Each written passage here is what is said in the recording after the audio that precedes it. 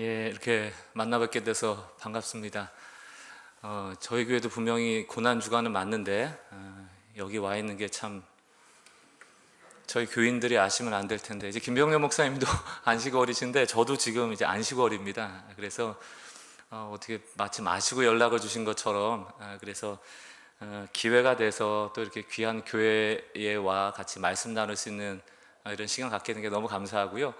늘 김병렬 목사님 한국교회에서도 존경받는 어른 같은 분이시지만 저도 참 말씀 들으면서 참 귀한 분이다 늘 생각하고, 예전에 한번 개척하고 나서 한번 모시려고 이렇게 주일날 연락드렸더니 안 오시더라고요. 저는 왔습니다. 목사님 기억해 주시고 멀리 뉴욕에서 이 설교를 듣고 계시다면 한번 꼭 저희 교회 와주시기를 이 자리를 빌어 부탁을 드립니다. 이제 고난주간에 교회에 대한 이야기를 하는 게 참 적절하다 생각합니다. 오늘 에베소서 말씀처럼 교회는 그의 몸이니, 예수님이 십자가에 달려 돌아가셔서 우리를 구원하시고 남겨놓으신 것이 바로 이 교회인데, 오늘 이제 5일 동안 교회에 대한 이야기를 나누시면서 이게 참 때로는 교회 이게 뭘까 이렇게 스스로 자문해보고 또 혹은 이렇게 교육자끼리 나눠봐도 각양각색의 교회에 대한 이해들이 있습니다. 교회는 그의 몸이니, 예수의 몸인데 그럼 여러분이 생각하는 교회는 어떤 교회인가? 아마 여기 질문 드리면 각자 이렇게 좀 다른 이야기들을 하실 가능성이 큰데, 저는 오늘과 내일에 거쳐서 조금 본질에 대한 이야기에 더 집중하고 싶습니다. 그러니까 예를 들어서 교회라는 것은 이제 가시적 교회, 그러니까 이렇게 보이는 교회가 있어요. 다드림 교회라든가 우리는 교회라든가, 이게 가시적 교회입니다. 우리 눈에 보이는 교회 공동체 혹은 성도 이런 것이고, 또 하나는 이제 비가시적 교회, 교회가 보이지 않는 교회가 있습니다. 사실은 이게 진짜 교회인데, 여러분 우리가 구원받은 걸 어떻게 알아요? 사실 우리는 모릅니다. 잘 믿음으로 고백하고 내가 믿으니까 구원받겠지라고 하지만 가장 확실하게 구원받은 사람을 아시는 분은 하나님이시다. 왜냐하면 우리의 구원은 우리의 자격으로 이루어지는 것이 아니고 하나님의 부르심과 오직 은혜로 주어지는 것이기 때문에 은혜를 베푸시는 하나님만 아시죠. 그래서 사실 비가시적 교회라는 것은 하나님이 지목한 성도들, 그들의 전체 합을 이제 우리가 비가시적 교회라고 합니다. 공교회, 우주적 교회라고 얘기를 하는 것이고요. 이제 이런 개교회는 이제 가시적 교회죠. 이 가시적 교회는 여러분들이 멀쩡하게 이렇게 예배드리고 있지만 이 안에는 이리도 있고 양도 있습니다. 그러나 구분이 안 돼요. 여기서 아무리 열심히 예배를 드려도 그 가운데는 이리가 있을 수 있고, 내 눈에는 저 사람이 교인같이 이렇게 좀 충분하지 않아 보이는데 그래도 양일 수가 있습니다. 이건 잘 몰라요. 저는 그래서 이런 개교회의 가시적 교회가 부흥하기 위해서 코로나 이후에 좀 뭔가 새로운 시작을 위해서 우리가 어떻게 하면 좋을지에 대한 대안이나 방안 이런 거를 말씀드리기보다는, 왜냐하면 여기 김병렬 목사님 비롯해서 교육자와 성도들 각각의 비전과 방향을 가지고 잘 가고 있는데, 제가 남의 교회 와서 감나라 배나라 할 수는 없지만 개교회적으로 보면 남의 교회지만 공교회적으로 보면 우리는 하나거든요. 그 맥락에서 교회의 본질이 좀 무엇일까를 다시 한번 이 고난주간 가운데 짚어보고, 나는 또 이 교회로서 일원으로서 혹은 교회된 자로서 어떤 삶을 좀 살아야 되는가 한번 여러분 깊이 고민하고 기도할 수 있는 시간이 되실 수 있기를 바라면서 말씀을 준비했습니다. 오늘 이제 광야 신앙에 대한 얘기를 좀 나눌 텐데요. 신앙생활하면서 우리가 어려운 이유가 뭐냐? 간단합니다. 하나님이 안 보이셔서 그래요. 보이는 거면 우리가 보이는 방식대로 잘 섬기면 되거든요. 안마도 해드리고 식사도 대접해드리고 용돈도 드리고 이러면 좋아하실 텐데, 하나님은 보이질 않아요. 안 보이니까 늘 모호하죠. 하나님은 영이시다 이렇게 되어 있습니다. 하나님은 영이시기 때문에 예배할 때도 영과 진리로 하래요. 사실 그게 무슨 뜻입니까? 우리가 예배할 때 하나님이 여기 계시는지 안 계신지 우린 모르고, 내가 이렇게 찬양하면 받으시는지 안 받으시는지 우린 잘 몰라요. 그래서 어려운 겁니다. 하나님 지금 내 옆에 계시는지, 내 마음을 아시는지, 응답하고 계시는지, 지금 말씀하고 계시는지 도통 모를 때가 많거든요. 하나님은 영이시다라는 이 영을 이 땅의 언어로 얘기하면 바람 같은 존재라는 겁니다. 공기 같은 존재라는 거예요. 이 자리에 있는 산소, 이산화탄소 우리 볼 수가 없거든요. 그래서 성경에서는 하나님은 영이신데 그 영이신 것을 아는 방법은 마치 바람이 잎사귀를 흔들 때 존재하는구나 정도이지 실체로 볼 수 없다는 것이거든요. 그러고 보면 이 영이신 하나님이 성경을 통하여서 인류 가운데 역사하실 때를 보면 나타나시지만 본 사람은 없습니다. 하나님께서 쓰셨던 사람 혹은 이 천지를 창조하실 때도 하나님은 내가 이런 형상이야 라고 그 모습을 보이질 않아요. 늘 말씀하시죠. 말씀을 보이지 않거든요. 메시지로 다가오십니다. 어떤 형체로 나타나시는 것이 아니고 그냥 바람처럼 공기처럼 말씀으로 나타나시거든요. 유대인들은 유대적 개념에서 하나님의 형상 보는 것을 두려워했습니다. 왜냐하면 거룩한 하나님을 보면 내가 죽는다라고 생각했기 때문입니다. 영이신 하나님께서는 십계명을 주실 때도 분명히 말씀하시거든요. 우상, 나를 우상화하지 마라, 보이는 신으로 새기지 마라, 형체 만들지 말라라고 얘기를 하죠. 이유가 있을 것입니다. 베드로전서를 보면 같은 맥락의 말씀이 나오는데, 여러분 베드로전서를 읽어보셨겠지만 베드로전서의 주제는 뭐냐면 종말을 살아가는 우리들의 삶의 정체성이에요. 그리스도인이 어떤 존재인가? 그건 나그네다. 나그네다. 거류민이다. 다시 말하면 외국 사람인데 외국에 와서 이제 타지에서 살아가는 존재 같은, 다시 말하면 본향은 따로 있는 존재라는 메시지거든요. 그러므로 나그네니까 얼마나 이 땅에서 핍박 많이 받겠느냐, 그 환난을 견뎌라, 이런 메시지입니다. 그 베드로전서 1장 8절 9절에 보면 이런 말씀이 있어요. 예수를 너희가 보지 못하였으나 사랑하였도다. 이제도 보지 못하나 믿고 말할 수 없는 영광스러운 즐거움으로 기뻐하나니. 이게 가능한가요? 보이지 않는 예수를 사랑한대요. 볼 수 없는 예수를 믿는데요. 그리고 안 보이는데 기쁘고 즐겁대요. 여러분 어떠세요? 여러분들도 예수님 못 보셨잖아요. 보신 적 없는데 어떻게 여러분 섬기고 계시고, 뭐 도대체 어떻게 사랑하고 계시고, 어떻게 믿고 계시고, 어떻게 즐거워하고 계십니까? 베드로전서 1장 8절에서 보이지 않는 예수를 사랑하고 믿고 즐거워하는 이유가 뒤에 나오는데 9절부터입니다. 9절에 보면 이렇게 돼 있어요. 믿음의 결국은 곧 영혼을 구원받는 것이다, 이렇게 돼 있거든요.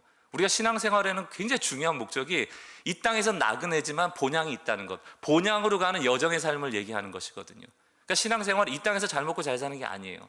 그 신앙의 종국적인 목표는 영혼을 구원하는 것입니다. 그런데 이 구원이 어떻게 일어나는가? 10절. 이 구원에 대하여는 너에게 임할 은혜를 예언하던 선지자들이 연구하고 부지런히 살펴서, 여기도 말씀이 나오죠.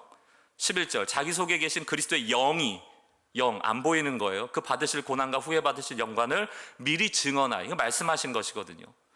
누구를 또는 어떠한 때를 지시하는지를 상고하니라, 생각하는 거예요. 12절. 이 섬긴 바가 자기를 위한 것이 아니요 너희를 위한 것임이 계시로 알게 되었으니, 말씀이거든요.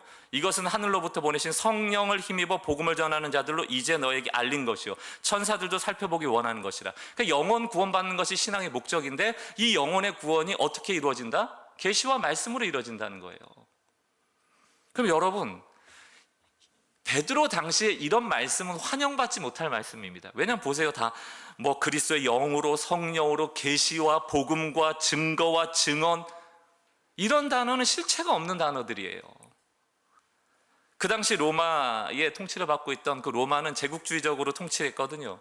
그 로마는 힘에, 또 군사력으로, 도시의 웅장함으로 분명히 보아 알 수 있는 것을 가지고 로마가 얼마나 위대한 나라인지를 증명해냈거든요. 도시를 만들고, 길을 만들고, 수로를 만들고, 또 힘을 과시하고, 군사들의 깃발에 독수리나 사자 문양을 넣어서 내가 얼마나 강력한 존재인지를 드러냈거든요. 우리 눈에 똑똑하게 보여줬습니다. 그런데 복음이라는 것은, 신앙이라는 것은 뭐예요? 잘 안 보여요. 여러분, 우리가 사는 이 현실도 로마 시대보다 더하면 더하지 덜하지 않아요. 도시화된 곳을 가보십시오. 다 보여지는 힘과 권력, 돈과 계급, 차별, 힘을 발산하는 소비 문화, 광고판과 광고 문구, 강렬하게 우리의 마음을 사로잡는 브랜드 로고, 상표. 여러분, 성경 구절은 못 외워도 로고송들은 다 하나 정도 알고요. 요즘 트렌디한 어떤 이런 언어 유희들은 뭐 한두 개씩 다 알고 있을 겁니다. 너무너무 오랫동안 유튜브 보고 안 보려고 애들 막 광고가 보여주고 뭐만 틀면 나오고, 그게 이 도시화된 문화거든요. 보여지는 데 현혹되도록 하는 겁니다. 보여지는 것이 전부라고 생각하도록 우리를 미혹하는 것이죠. 그래서 점점 교회가 이 시대의 이 문화 속에 함몰되어 갈 때가 참 많다. 기독교 안에도 그런 문화들이 얼마나 많이 들어와 있는지 모릅니다. 제가 좀 정리를 해봤습니다. 그럼 도대체 우리의 이 그리스도인들의 신앙이라는 게 뭘까? 결국 신앙이라는 것은요, 여러분, 보이지 않는 하나님을 섬기는 일이잖아요. 다시 말하면 눈으로 볼 수 없는 주님을 향하여 우리의 삶을 맞추는 법을 배우는 것이 신앙이에요. 그러니까 내가 할 수 있는 방법을 동원하고 내가 할 수 있는 자원을 동원해서 하나님을 섬기는 게 아니고 영이신 하나님답게 섬기는 방법을 이 땅을 살아가면서 배우는 것이다. 굉장히 어려운 일입니다. 굉장히 어려운 일이에요. 여러분들이 좀 오늘 이 설교를 통하여서 하나의 큰 성경의 그림을 여러분들이 좀 보실 수 있는 계기가 됐으면 좋겠다라고 생각이 듭니다. 제가 자막을 좀 만들어 달라고 부탁을 드렸는데 혹시 여러분 이거를 성경 전체 하나의 구조인데요. 하나님이 천지를 창조하실 때도 그렇고 사람을 쓰실 때도 그렇고 앞서 말씀드린 바와 같이 형체로 나타나신 게 아니고 말씀하시거든요. 여러분 우리가 동물과 다른 것, 다른 피조물과 다른 것이 언어를 가지고 있다는 것입니다. 왜 언어를 가지고 있습니까? 하나님과 소통할 수 있는 존재거든요. 언어를 빼버리면 하나님과 우리가 어떻게 소통을 합니까? 하나님 말씀하시는 하나님이고 우리는 듣는 자들이거든요. 분명히 하나님은 말씀으로 나타나셨다. 이게 성경의 시작입니다. 그리고 이스라엘 백성을 인도하실 때 독특한 하나의 구조를 만드시는데 그게 성막이에요. 성막 안에는 성소와 지성소가 있었죠. 그 성막 위에는 구름 기둥과 불 기둥을 통해서 이스라엘 백성을 출애굽 이후에 인도하셨다고요. 그런데 여기서도 중요한 게 뭐냐면 성막 안에 들어가면 하나님의 형상이 있는 게 아니에요. 하나님을 딱 만날 수 있는 게 아닙니다. 심지어는 우리는 들어갈 수도 없어요. 안 보여요. 몰라요. 불 기둥, 구름 기둥 다 연기와 같은 것들입니다. 보이지 않거든요. 근데 다윗의 때 드디어 성전을 만듭니다. 보이는 어떤 실체, 이곳에 하나님이 계신다라는 상징적인 의미로 성전을 만들죠. 사실 이때부터 문제가 생깁니다. 보이지 않는 하나님을 보이는 성전에 가두기 시작하는 것이죠. 다윗이 처음 만들 때는 좋은 의도였지만 그게 어찌 보면 말씀 신앙을 변질시키는 하나의 시작점이 되었어요. 이 성전을 너무 신뢰하다가 결국 이스라엘 백성이 망하게 되는 일인데 여러분 잘 아시다시피 바벨론 70년 포로 이후에 성전은 무너졌고 이 무너진 성전을 대신하여 바벨론으로 포로로 간 사람들이 마치 흩어진 성전으로서 곳곳에 회당이 세워집니다. 어찌 보면 지금 이 개교의 문화는 성전 문화라기보다는 회당 문화가 더 맞아요. 곳곳에 개교회들이 흩어져 있잖아요. 그 안에 말씀이 이제 들려지게 되고 보세요 여러분 말씀으로 시작했습니다. 하나님이 보이지 않는 어떤 상징적인 지성소라든가 구름기둥 불기둥으로 역사하셨다가 인간의 어떤 하나님을 섬기고자 하는 마음이죠. 그 마음을 가지고 성전을 지었는데 그게 문제가 되어져서 하나님은 그 성전으로부터 다시 어디로 이동하시는가? 성전을 흩고 그 다음에 예수님이 구약시대에 오실 때 요한복음 1장 14절에 보면 말씀이 육신이 되어 우리 가운데 거하시며 이렇게 표현되어 있거든요. 여기서 거하신다라는 의미가 바로 장막을 치시다 이 얘기예요. 성막을 다시 만드는 거예요. 다시 여기로 돌아가죠. 성전을 중심으로 다시 회막, 성막으로 돌아갑니다. 그 성막 안에는 무엇이 있어요? 하나님의 임재가 있죠. 무엇을 통하여? 말씀을 통하여. 예수님 말씀이 육신이 되어 장막을 우리에게 치셨다라고 말씀되어 있지 않습니까? 그 다음에 일어난 사건이 뭡니까? 예수님이 승천하신 후에 성령을 우리에게 주시죠. 어디에? 우리 안에. 그 성령이 우리 안에 계신 걸 어떻게 합니까? 이 안에 성전을 짓고 계시다는데 우리 마음에 이렇게 첨탑이 있는 성전이 여기 건물이 있는 거예요? 아니죠. 성령은 어떤 분이십니까? 진리, 말씀하시는 영이에요. 어디로 돌아갔습니까? 신약시대 다시 말씀으로 돌아가는 거예요. 우리의 신앙생활은 말씀으로 시작하여 말씀으로 끝나는 겁니다. 말씀이 있는 곳이 곧 교회됨이 있는 곳이라 해도 과언이 아니에요. 너희는 성령의 전이다. 너희가 성도이면 곧 교회이다. 이 선언이 가능한 이유가 무엇인가? 성령이 말씀하시는 존재로 우리 안에 성전을 짓고 거하신다는 얘기입니다. 보이지 않아요. 그러나 거하시죠. 그러므로 너희가 곧 교회라는 것이며 교회된 우리가 모이는 건 역시 교회라는 것입니다. 그래서 교회는 굉장히 다양한 해석이 가능해요. 모이는 교회도 있고 흩어지는 교회도 있고 가시적 교회도 있고 또 비가시적 교회도 있고 여러분 한 사람 한 사람이 성령의 전이기도 하고 그 전이 모이기도 하고 흩어지기도 하고 그러므로 우리가 단지 교회가 건물이다라고 강조하는 것은 매우 위험한 발상인 것이죠. 교회는 그의 몸이니 에베소서가 말하고 있는 것이 단지 그럼 이 다드림교회라는 이 건물에 모인 우리가 그리스도의 몸이구나라고 생각하는 것은 협소한 의미의 개념밖에 되지 않는다라는 것도 우리가 인정해야 됩니다. 교회는 구약시대의 성전과는 좀 달라요. 화려하다고 해서 크다고 해서 하나님이 역사하시고 작다고 해서 역사하시지 않는 그런 것이 아니란 얘기입니다. 베드로전서에 근거하자면 여러분 나그네인데, 나그네는 집도 절도 없는 사람들 아닙니까? 늘 떠돌아다니는 존재 아닙니까? 그런데 무슨 성전을 지어놓고 거기에 정착하여 살아간단 말입니까?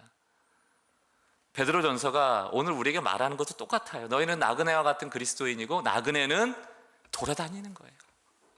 돌아다니면서 끊임없이 하나님의 말씀을 받는 존재이고, 그 말씀을 받는 그곳이 곧 교회됨의 장소라는 것을 계속 말하고 있는 것이죠. 여러분, 교회, 한문으로 교회 혹시 아십니까? 배울 교자의 모일 회자입니다. 배우는 곳이란 뜻이에요. 이게 맞는 얘기긴 한데 성경의 교회를 다 담기에는 부족한 단어라고 저는 생각합니다. 그래서 여러분들 지금 선생님인 목사를 바라보고 다 지금 듣고 계시잖아요. 배우려고. 가르치고 배우고, 그게 교회다. 물론 이제 이단들이 많다 보니까 진리를 가르치고 교리를 가르치고 배우고 바른 지식 안에 서 있는 거 매우 중요한데, 그것은 교회의 역할의 일부, 기능의 일부일 뿐입니다. 성경의 교회라는 것은 헬라어로 에클레시아, 에크라는 것은 아웃, 밖이라는 뜻이고요. 클레시아라는 건 콜, 부르다라는 의미가 포함되어 있습니다. 다시 말하면 인간이 전적으로 타락한 이후에 스스로 구원할 수 없고 스스로 지옥으로부터 해방받을 수 없기 때문에 외부로부터 누군가가 우리를 구원해내지 않으면 안 되는 존재로서 하나님께서, 외부적인 존재가 우리를 불러내셨다. 그렇게 불러내어진 은혜 받은 존재들을 에클레시아, 교회라고 부르는 것이거든요. 배우고 가르치는 것만이 아니라는 얘기입니다. 철치, 이 단어도 헬라어에서 큐리어스라는 게 뭡니까? 주님. 다시 말하면 큐리오코스라는 것은 주님께 속한 자들, 이게 교회예요. 주님께 속한 자들. 그러니까 여러분 한 사람 한 사람이 주님께 속했잖아요. 교회이고, 또 이 공동체가 주님께 속한 자들이 모여 있음으로 또한 교회인 것이죠.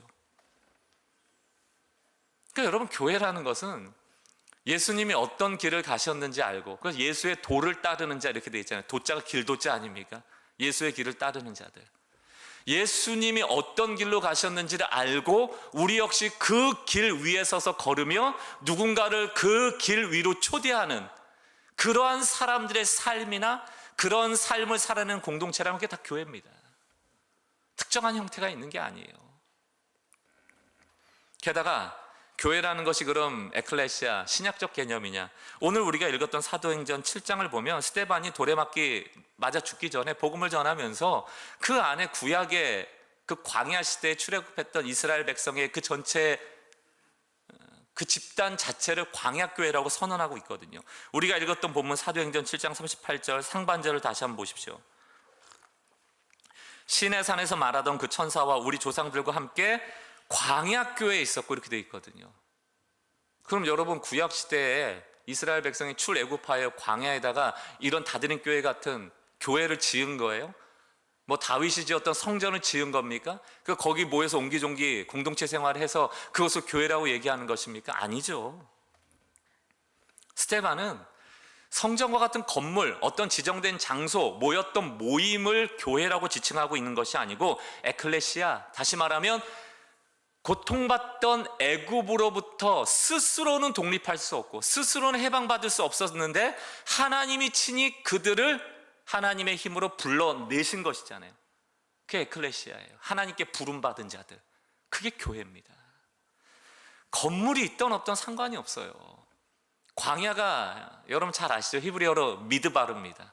이 어원은 말씀이라는 따바르에서 나왔다라고 얘기를 해요. 광야라는 것은 어떤 곳인가? 우리의 도움이 전혀 없는 곳이, 어떤 사람의 도움이나 또 어떤 소리나 아무것도 없어요. 의미 없는 짐승 소리가 난무하고 곤충 소리가 난무하는 곳입니다. 오로지 하나님의 음성만 들을 수 있는 것이 광야다. 다 알고 계시잖아요. 미드바르, 따바르가 있는 곳. 하나님이 왜 광야로 인도하셨을까? 오히려 이스라엘 백성들 그런 게 제일 편하지 않습니까? 애굽 백성들 다 물리치고 애굽에 살면 되잖아요. 아니 거기 살면 되지 왜 나옵니까? 열 재앙을 통하여 하나님의 살아계심을 보이고 하나님의 능력이라면 애굽 사람 다 쫓아내고 이스라엘 백성이 더 강대하고 사람이 많았는데 거기에 살면 되잖아요. 근데 왜 굳이 광야로 빼내시는가? 왜 그곳이 예배할 장소라고 말하시는가?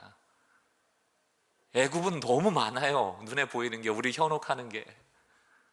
하나님의 음성이 들려지지 않을 만큼 눈을 현혹하는 것들이 많아요. 그러나 광야는 눈에 보이는 게 아무것도 없습니다. 우리 현혹하는 게 아무것도 없습니다. 오직 무엇만 열려 있어요? 귀만 열려 있어요. 하나님 보이지 않으니까.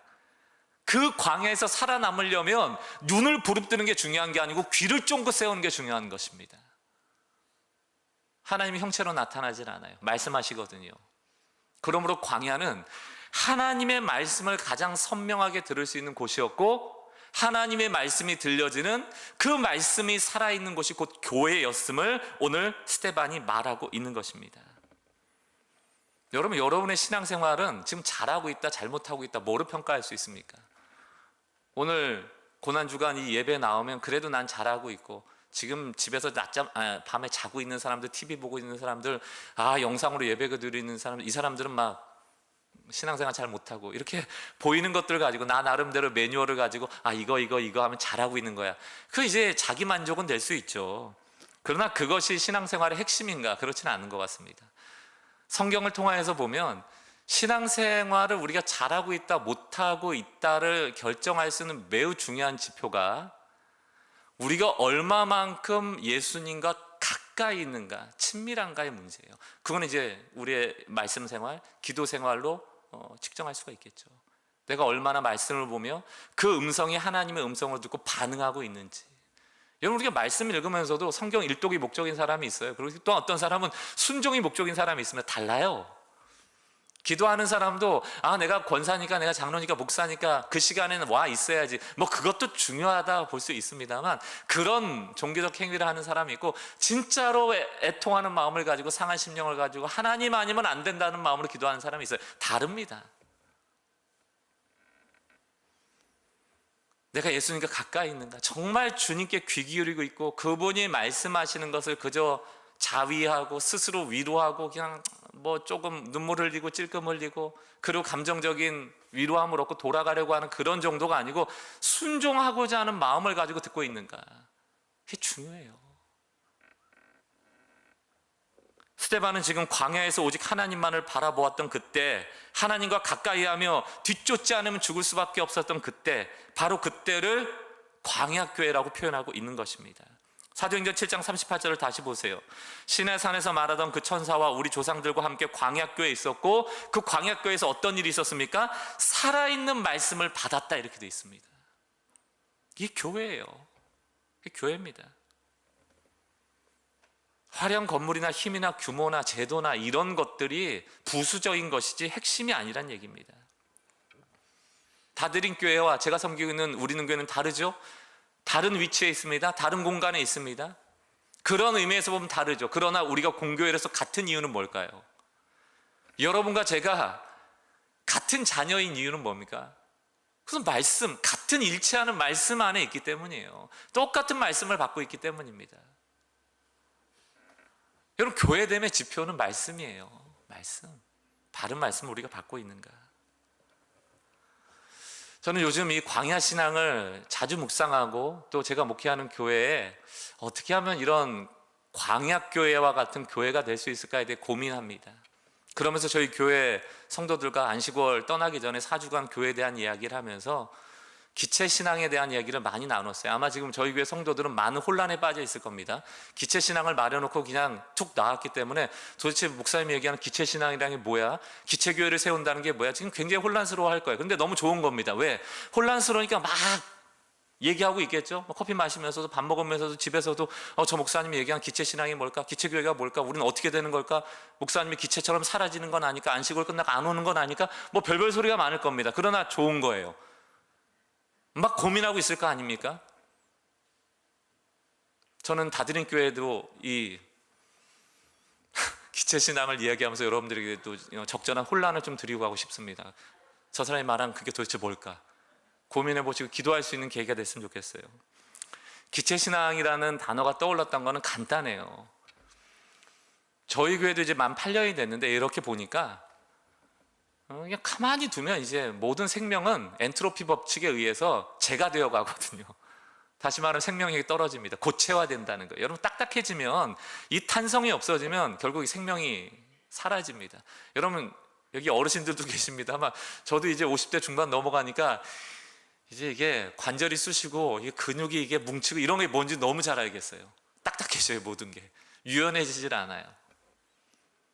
교회가 고체화되고 있다, 뭔가 탄성을 잃어가고 있다. 시체가 딱딱하거든요. 죽어가고 있다. 어떻게 해야지 안 죽을까? 어떻게 하면 고체화되는 것을 막을까 하다가 좀 기체화가 되면 좋겠다, 이렇게 극단적인 생각을 해본 겁니다. 여러분, 이 기체신앙이라는 게 뭔가 고체신앙에 대한 반발인데요, 고체신앙이라는 건 자꾸 보이는데 현혹되는 거예요. 자꾸 보이는데 마음 쓰는 거예요. 이 땅에 너무 마음 쓰는 거예요. 나그네 되기 싫다고 자꾸 로마의 법, 또 가나안의 법 따라가려고 하는 거에 대해서 좀 저항하고자 하는 게 기체신앙입니다. 사도행전 7장 39절을 보세요. 우리 조상들이 모세에게 복종하지 아니하고자 하여 거절하며, 이게 모세를 거절한 게 아니죠. 모세가 하나님의 말씀을 대언하는 자라고 했다면 결국 하나님의 말씀을 따르지 않기로 거부한 거예요. 그 마음이 어디로 향합니까? 애굽으로 향하거든요. 애굽은 뭐의 상징입니까? 부요의 상징이거든요. 먹고 사는 것, 부요한, 뭔가 강력한 군사력이 있고 쌀이 풍성하게 나고 먹을 것이 있고 이런 것 말이죠. 그들이 하나님의 말씀이 직접적으로 눈에 보이지 않으니까 그 말씀, 보이지 않는 것은 무시해버리고 보여지는 애굽을 향하게 되더라는 것입니다. 이게 고체신앙이죠. 사도행전 7장 40절을 계속 봅니다. 아론도로 이르되 우리를 인도할 신, 다시 말하면 눈에 보이는 신들을 우리를 위하여 만들라. 왜? 모세는 말씀 받으러 갔습니다. 보이지 않는 말씀을 받으러 갔어요. 그깟 보이지 않는 말씀이 뭐 중요해? 거기다 모세는 지금 내려오지 않아요. 이스라엘 백성 불안해지기 시작합니다. 왜 불안해요? 리더인 모세가 안 보이는 거예요. 이끄는 하나님도 안 보이는 거예요. 그냥 구름 위에 뭐 두둥실 있대요. 그럼 나한테 필요가 없는 거죠. 보이지 않는 건 나에게 필요가 없어. 그러니 아론을 향해서 뭘 주장합니까? 보이는 거 만들어 내라는 거예요. 그리고 만든 게 뭡니까? 41절, 그때 그들이 송아지를 만들어 금붙이 가져다가 송아지 만들어 놓고 그 우상 앞에 제사하며 자기 손으로 만든 것을 기뻐하더니, 여러분, 이 금송아지를 보면서 뭐라고 얘기했습니까? 우리를 애굽에서 인도해낸 여호와라. 너무 마음이 편한 거예요. 이제 보이는 신이 생겼다. 여러분, 다니는 교회는 뭐 그럴 리가 없지만 좀 여기 요즘 뭐 성도들 좀 오시니까 좀 좁고 좀 비좁고 불편하고 그러세요? 이거 한 10배쯤 되는 공간 생기면 좀 더 좋아질 것 같으세요? 그런데 마음 쓰지 마세요. 그런데 마음 쓰지. 성도 많아지시면 번호표 주세요. 1번부터 100번까지 8시 예배, 101번부터 200까지 11시 예배, 그 다음 1시 예배. 그러면 여러분 한 1000명까지 여기서 다 하실 수 있어요. 여기에 말씀이 살아있고 말씀대로 순종하고자 하는 사람들이 있는 게 중요하지, 여기에 뭐 금붙이 갖다 놓는다고 하나님이 역사하시고 금붙이 없다고 역사하지 않은 그런 하나님이 아니시거든요. 금송아지 딱 만들어 놓는 순간 고체덩어리 된 거 아닙니까? 거기에는 하나님의 역사가 없어요. 하나님이 아니시죠. 지금 당장 안심하고 마음에 또 눈에 보기 좋은 송아지 우상 만들어 놓고 춤추고 즐거워하는 것, 이게 고체신앙의 전형적인 모습입니다. 그 결과가 뭔가? 사도행전 7장 42절 새 번역입니다. 그래서 하나님께서는 그들에게 얼굴을 돌이키시고 그들을 내버려 두셔서 하늘의 별들을 섬기게 하셨습니다. 여러분, 하늘의 별 얼마나 잘 보여요? 저 별이 나를 지켜주고 있어. 저 달이 나를 지켜주고 있어. 저 해가 나를 지켜주고 있어. 여러분, 밤마다 별은 나타나고 밤마다 달은 나타나고 아침마다 해는 나타나니 얼마나 마음에 안심이 됩니까? 반면에 하나님은 안 보여요. 밤에 계시는지, 잘 때 도와주시는지, 내가 힘들 때 계시는지 안 보이거든요. 늘 불안했는데 잘 됐다. 하나님이 별이란다, 하나님이 달이란다, 하나님의 해란다. 너무너무 좋은 것이죠. 그러나 그 별은, 그 달은, 그 해는 생명이 없다. 아무 능력이 없다. 그러므로 이스라엘 백성은 지금 가장 위험한 순간에 봉착해 있다. 하나님이 그들에게 얼굴을 돌리시고 별들에게 맡겨버리신 거죠. 이스라엘 백성은 동아줄을 잡았다 생각했지만 그 동아줄은 썩은 동아줄이고 언제든지 끊어질 동아줄입니다. 하나님은 눈에 보이는 고체화된 것을 의지하는 그런 신앙을 기뻐하시지 않아요. 왜 십계명에서 눈에 보이는 우상 만들지 말라고 했는가? 눈에 보이는 우상으로 하나님 만드는 순간 그 말씀으로부터 떨어지기 때문이에요. 더 이상 귀 기울이지 않고 눈에 좋은 것에 대하여 관심 갖기 시작하죠. 사사기의 주제가 뭡니까? 소견에 오른 대로, 눈에 보기 좋은 대로. 여러분, 신앙생활은 귀가 열려야 됩니다. 말씀이 열려야 돼요. 주여, 주의 종이 듣겠나이다 말씀하옵소서. 스스로를 위안받는 그런 말씀을 넘어서서 순종의 마음을 가지고, 주께서 뭘 원하십니까? 그게 교회예요. 그 말씀이 살아있는 게 교회입니다. 거기에 반응하여 순종하는 것이 교회입니다. 눈에 보이는 것들이 화려해지면 보이지 않는 말씀, 곧 기체 신앙이 되어지는 것에 방해받을 때가 너무너무 많다. 사랑하는 성도 여러분, 다윗의 때 다윗이 하나님의 거처를 만들겠다는 마음은 좋은 의도였죠. 그러나 결국 성전이 화려해지고 솔로몬의 왕 때 지가 진짜로 왕인 줄 알고 교만해지기 시작하는 순간부터 예루살렘 성전은 파괴되어지고 그 나라는 분열되어지고 하나님 말씀이 떠나는 그런 불행한 사태를 맞이하지 않습니까? 다윗이 성전을 건축하려고 할 때 하나님의 반응에 대해서도 스데반이 증언하고 있어요. 사도행전 7장 46절을 보십시오. 다윗이 하나님 앞에서 은혜를 받아 야곱의 집을 위하여 하나님의 처소를 준비하게 하여 달라고 하더니 솔로몬이 그를 위하여 집을 지었느니라. 48절 뭐라고 되어 있습니까? 그러나 지극히 높으신 이는 손으로 지은 곳에 계시지 아니하시나니 이사야 선지자가 말한 바 49절 주께서 이르시되 하늘은 나의 보좌요 땅은 나의 발등상이니 너희가 나를 위하여 무슨 집을 짓겠으며 나의 안식할 처소가 어디냐. 여러분, 이 다드림 교회가 1000명 모이는 공간 된다고 그곳에 하나님이 쉬시는 것이 됩니까? 그것이 하나님이 역사하는 것이 됩니까? 그거야말로 신성모독이다. 어찌 인간이 만든 처소에 하나님을 잡아넣을 수 있단 말인가? 불러낼 수 있단 말인가? 여러분, 질문 드려볼게요. 하나님 여기 안 계시다가 찬양하는 순간 등장하시는 거예요? 하나님 여기 안 계시는데 우리가 기도해야 할 때 불러들여 오시는 것입니까? 우리 있는 곳에 하나님이 오시는 거예요? 하나님이 우리를 초대하시는 거예요? 예배가 뭡니까? 하나님 계신 곳에 우리가 초대받는 거예요. 우리가 하나님을 불러내는 게 아니에요. 왜? 하나님은 천지에 계시니까 기체처럼 스며들어서 공간의 제약을 받지 않고. 그러나 우리는 우리의 방식대로 하나님을 섬기길 원합니다. 이렇게 하면 하나님이 역사하시더라. 내가 은혜 받았던 때를 추억하면서 새벽 기도 하니까 하나님이 역사하시더라. 내가 그때 힘들 때 철회했더니 하나님이 해결해 주시더라. 여러분, 새벽 기도하는 철회가 나쁘다는 뜻이 아닙니다. 그러나 그런 예배가 방법론이 되는 것, 그것은 위험하죠. 하나님 분명히 얘기하세요. 지극히 높으신 이는 손으로 지은 곳에 계시지 아니하신다. 교회는 성전이 아닙니다. 엄밀히 얘기하면 구약의 성전의 개념을 가지고 대입하시면 교회를 오해하시는 거예요. 건물은 모이는 수단으로, 장소로서, 또 흩어진 성도 한 사람 사람들이 모여서 이곳에서 한 주간의 삶을 축제처럼 또 하나님께 영광 돌리고 또 회개하고 다시 힘을 얻고, 이런 공동체적 의미는 있지만 우리가 교회이기 때문에 하나님이 역사하시는 건 아니에요. 이 교회 건물박을 포함해 온 우주가 하나님의 집인데 어떻게 하나님을 교회 안에 가둘 수 있다는 얘기입니까? 결국 성전은 무너지죠. 이스라엘 백성은 보이는데 현혹되어 듣는 귀가 닫혀버리고 난 이후에 하나님의 말씀에 순종하지 않고 그 교회됨의 정체성들을 놓쳐버립니다. 말라기 1장 10절 같은 경우에 뭐라고 되어 있습니까? 만군의 여호와가 이르노라 너희가 내 제단 위에 헛되이 불사르지 못하게 하기 위하여 너희 중에 성전의 문을 닫을 자가 있으면 좋겠다. 하나님 스스로 문을 닫기 원하시는 거예요. 여러분, 이스라엘 백성이 하나님께 범죄했을 때 하나님이 야 너희 왜 제사 안 드리러 오냐고 뭐라 하신 적이 별로 없어요. 대부분 왜 화를 내신지 아세요? 겸하여 섬긴 것 때문에 화를 내십니다. 바알과 아세라도 섬기고 하나님도 안 버려요. 다다익선 다 취하거든요. 좋은 거라고. 그게 하나님을 열받게 하는 겁니다.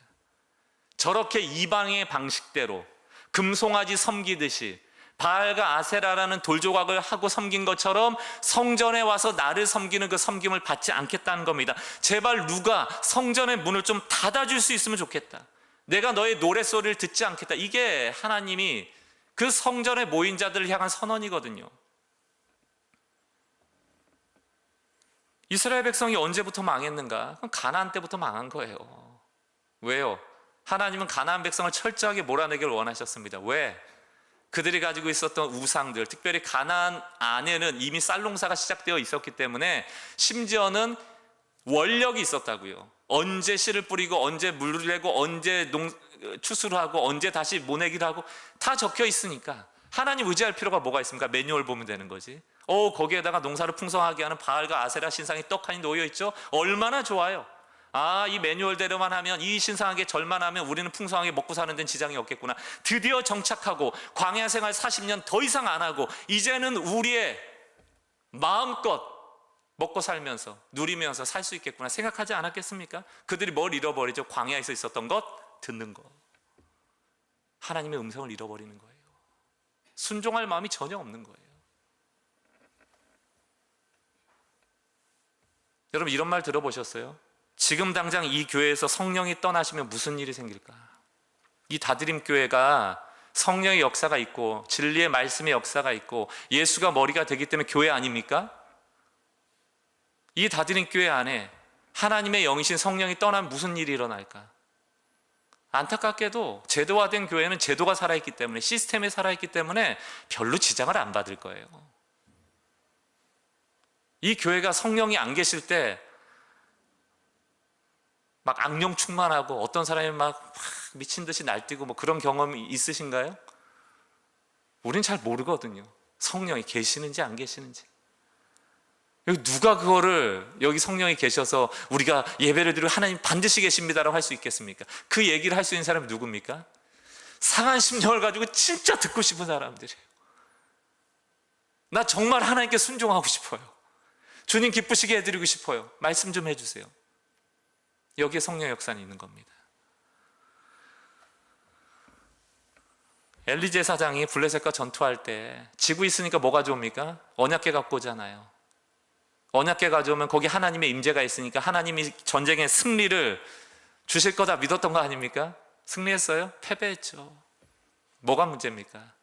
언약궤가 하나님의 임재의 상징은 맞는데 그 언약궤를 내가 이리 가라 저리 가라 할 수 있는 권한은 없다는 거, 그걸 몰랐던 거예요. 나는 여호와다. 여호와란 이름의 뜻이 뭡니까? I am who I am. 나는 나다란 뜻이에요. 나는 매우 주권적이고 절대적이므로 내가 있어야 될 곳, 내가 역사해야 될 곳을 나 스스로 결정하는 존재라는 거예요. 우리와 아무 상관이 없어요. 우리와 아무 상관이 없어요. 우리가 가져야 될 마음은 주님 듣고 싶습니다. 생명의 말씀이 여기 있사오니 내가 그 말씀 듣고 싶습니다. 주님만 나를 아시오니 주님 듣고 싶습니다. 주님만 내 길이 되시오니 내가 듣고 싶습니다. 알려주십시오. 왜 듣고 싶니? 폼나잖아요. 제가 저만 들어. 그런 게 아니고 순종하고 싶어서. 사실 하나님의 영광이 떠나버려도 우리는 모른 채 여기서 예배할 겁니다. 그게 얼마나 비참한 겁니까? 얼마나 비참한 번. 이스라엘 백성이 바벨론 70년 끌려간다고 에레미야가 그렇게 외쳤지만 거짓 선지자가 나타나서 뭐라고 얘기했습니까? 여기 예루살렘 성전인데 어떻게 멸망하느냐고. 하나님이 여기 계시는데. 에레미야를 감옥에 가둬버리잖아요. 그 동시대 활동했던 에스겔은 뭐라고 얘기합니까? 하나님이 성전에서 떠나시는 걸 목도했거든요. 떠나신다고요. 예루살렘에서 역사하는 게 아닙니다. 아무리 다윗이 화려한 성전을 지어놔도 하나님 거기 거하시는 게 아니에요.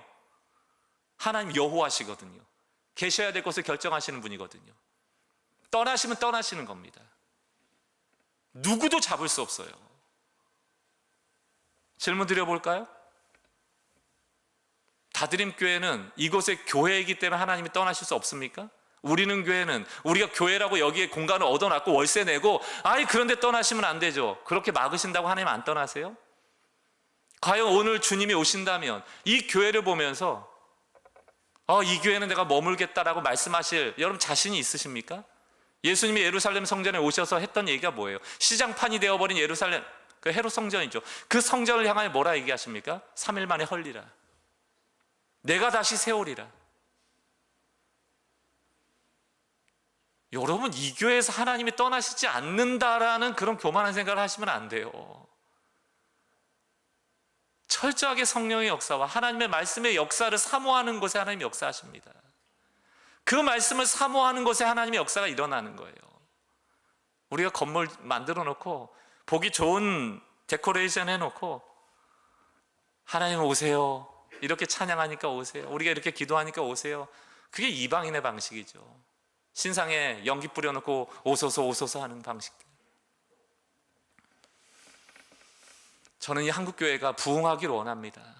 다드림 교회가 부흥하기를 원하고요, 우리는 교회가 부흥하기를 원해요. 그런데 그 부흥이라는 게 그저 평수 넓히고 사람 많이 오고 이런 부흥만이어서는 안 된다.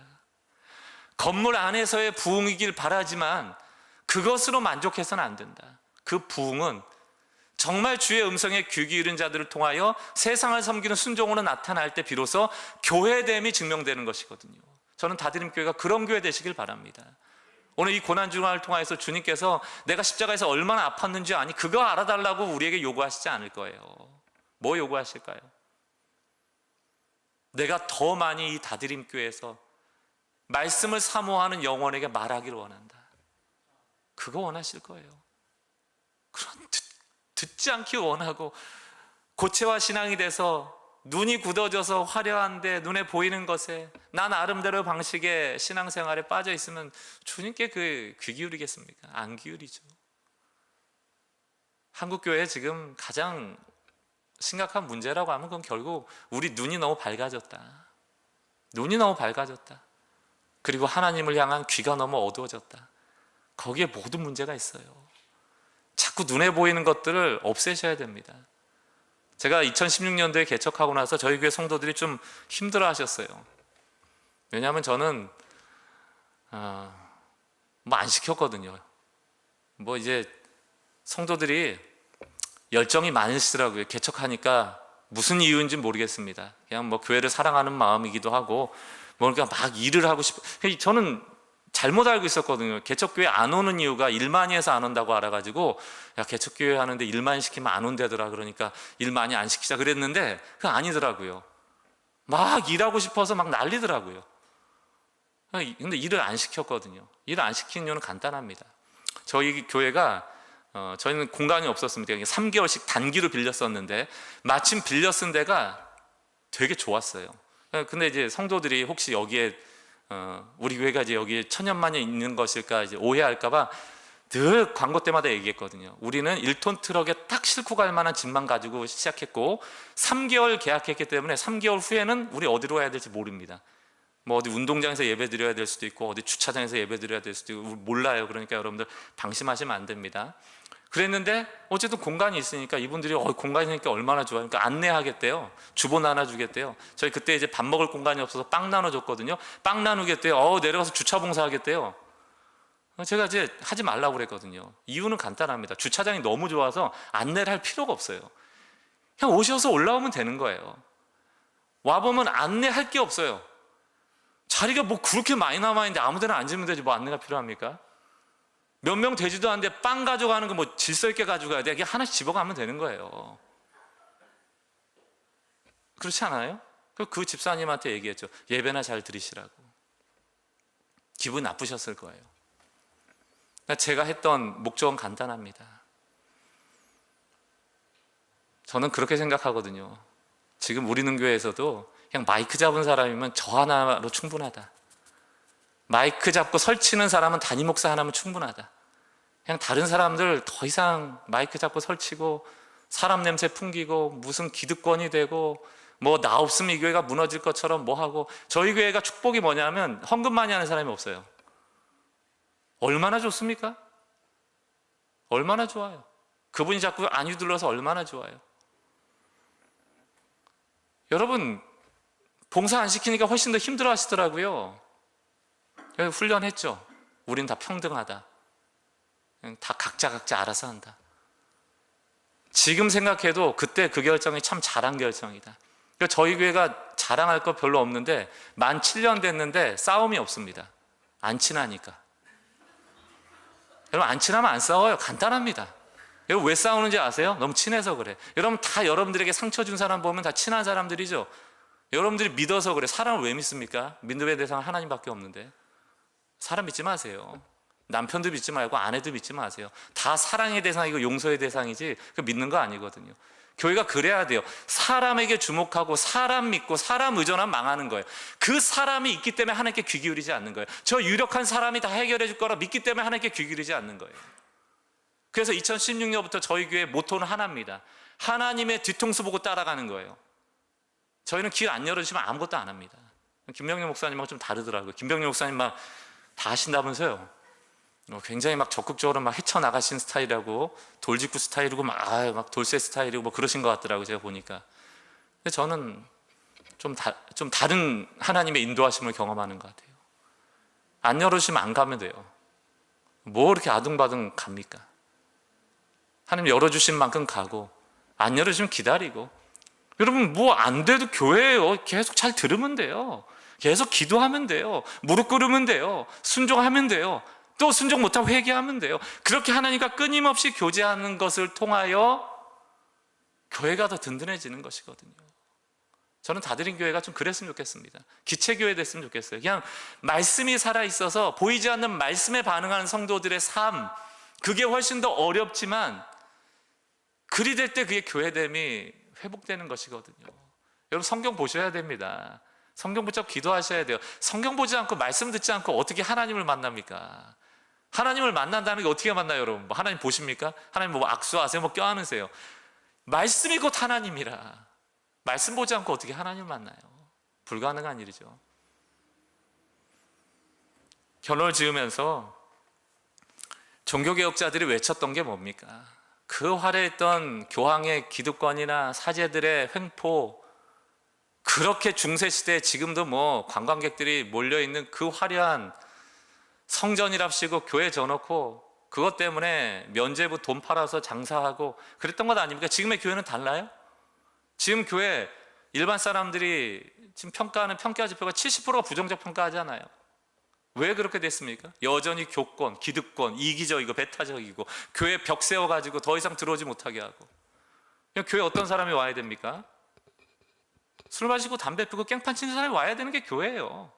근데 우리는 다 그런 존재로서 은혜로 구원받아놓고 이제 와서 벽을 세워놓고 거기서 막 검사를 해요. 너 술 마셔? 너 그럼 나가. 더러운 놈.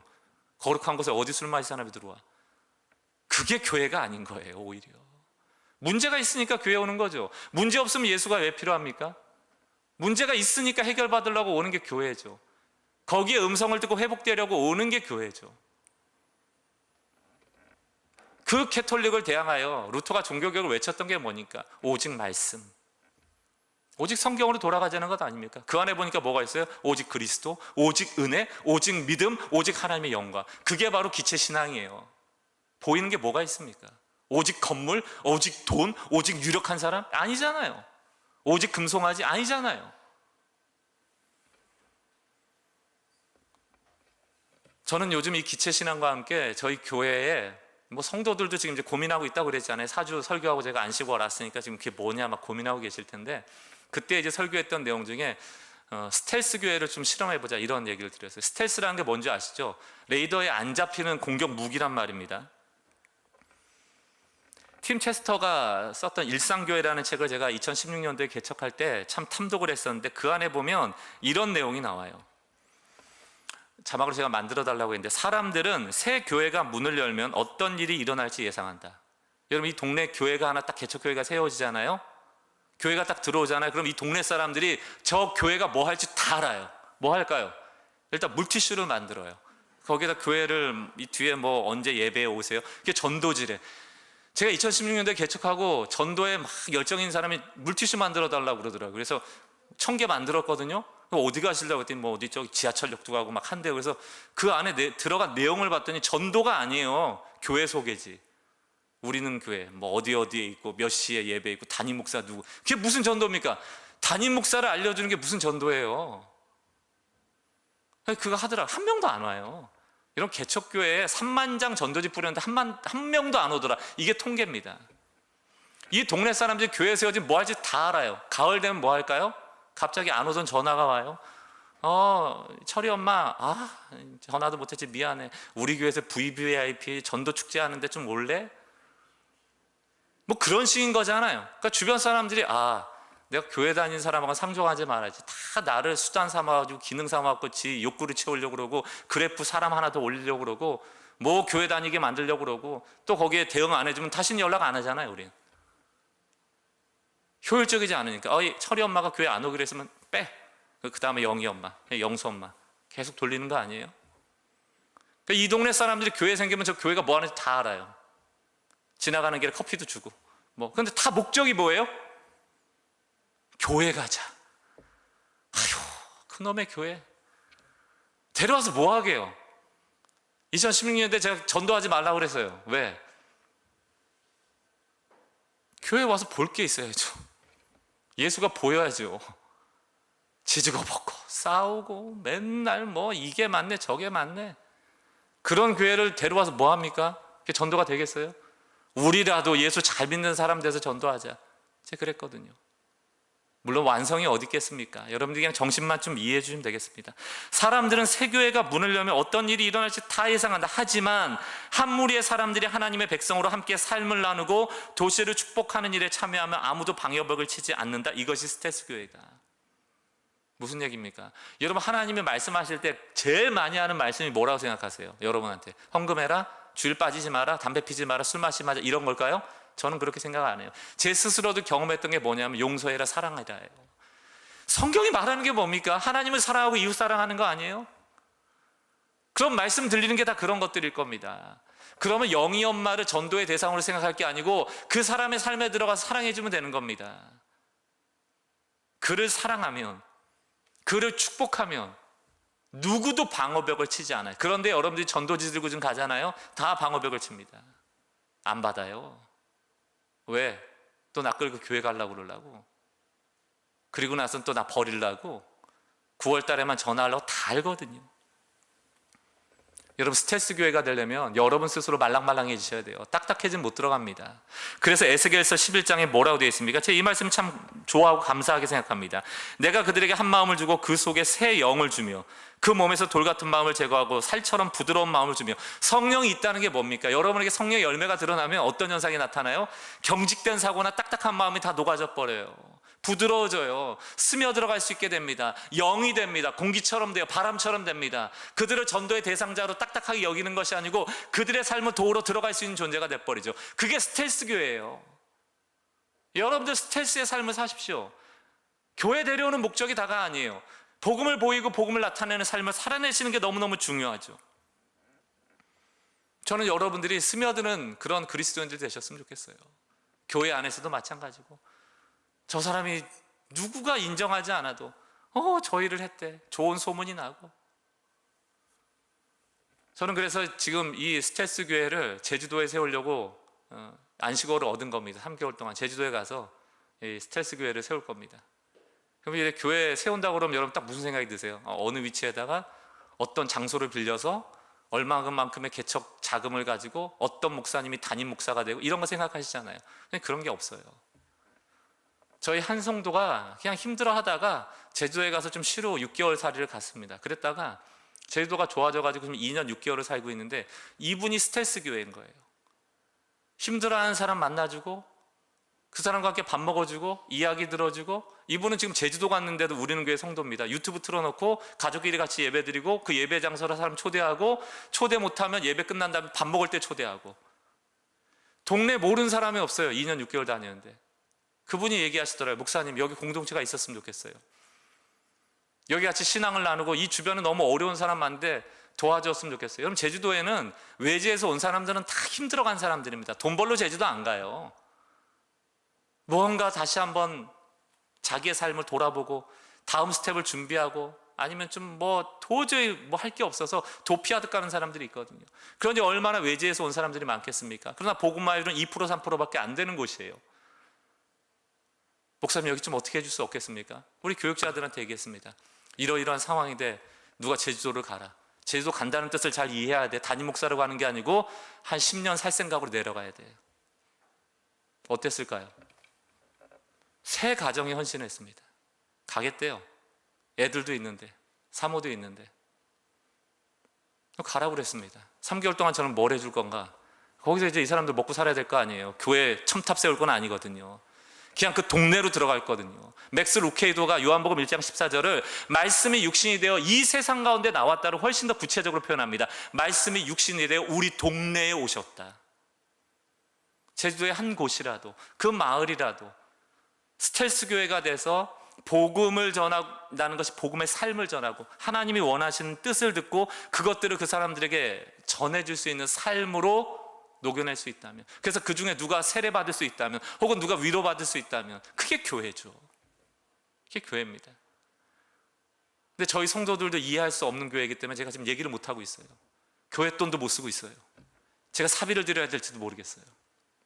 이 실체가 어떤 것인 줄 알 동안 저는 다드림교회도 마찬가지입니다. 여기 교회가 정말 몸부림치고 몸부림쳐도 시간이 지나면 고체화가 됩니다. 그럼 고체화에 저항하는 방법이 뭘까? 자꾸 주의 말씀에 순종하는 사람들이 나와야 돼요. 그럼 그 사람들을 통하여 스토리가 만들어지거든요. 복음의 스토리. 살아있는 이 복음이 2000년 전의 스토리가 아니고 오늘도 나타난 스토리라는 것을 알게 되면 그 스토리가 이 교회를 수혈하는 거예요. 고체화되지 않도록. 그리고 이 교회 안에서도 그 복음의 스토리를 만들어내요. 누가 만들어낼까? 듣고 순종하는 자가 만들어냅니다. 듣고 순종하는 자. 저는 다드림교회가 이 고난주간에 하나님께 선물 하나 드리셨으면 좋겠어요. 하나님, 말씀하는 대로 이해할 수 없지만 순종하는 자가 되보겠습니다. 이 다드림교회가 말씀이 역사하는 교회 되어져서 시간이 지나면 고체화될지 모르겠지만 그 시간을 연장하고 느릴 수 있는 자 되겠습니다. 더 가능하다면 교회의 담을 허물고 내가 있는 곳곳에서 복음의 사람 되어져서 예수님이 얼마나 좋은 분인지 내가 섬김을 통하여 전하는 사람 되고 싶습니다. 교회 안 데려와도 돼요. 데려올 수 있으면 더없이 좋고 세례를 집례할 수 있는 데까지 나가시면 좋겠지만 그게 목적이 될 필요는 없습니다. 하나님께 듣고 순종하는 삶이라면 충분해요. 결국 하나님이 구원을 이루어 가실 것입니다. 우리에게 구원의 책임 있는 건 아니거든요. 여러분이 구원시키는 주체는 아니거든요. 그러나 우리에게 맡겨진 책임은 듣고 그 삶을 살아내는 것. 그건 우리가 할 수 있는 것이죠. 그런 교회가 될 때 이 다드림교회 성도를 보면서 이 주변의 사람들이 이런 얘기를 할 겁니다. 당신 같은 사람이 더 많아졌으면 좋겠습니다. 이 얘기 들으면 되는 거예요, 교회는. 제가 요즘 제일 듣고 싶어하는 얘기가 뭔지 아세요? 목사님 같지 않아서 좋아요. 제가 듣고 싶은 얘기예요. 목사님은 목사님 같지 않아서 좋아요. 이 목사님 좀 이상한 목사님이네. 그 얘기는 뭡니까? 그들의 삶으로 제가 스며들어가고 있다는 거예요. 그만큼 목사라는 직분이 기득권이 돼서 뭔가 갈라져 있다는 얘기예요. 분리되어 있다는 얘기예요. 목사, 그러면 싫은 거예요. 싫은 거예요. 고리타분하고 고지식하고. 제주도에서 저희가 이제 뭐 여러 가지 작업을 하고 있는데 그 작업하는데 제주분이 필요하잖아요. 그분하고 이제 이러한 일을 얘기하고 있는데 밥 사주겠대요, 저를. 갔더니 밥 사주시면서 이분은 제 앞에서 거침없이 소주를 한 병 반을 드시더라고요. 내가 목사인 줄 아는데.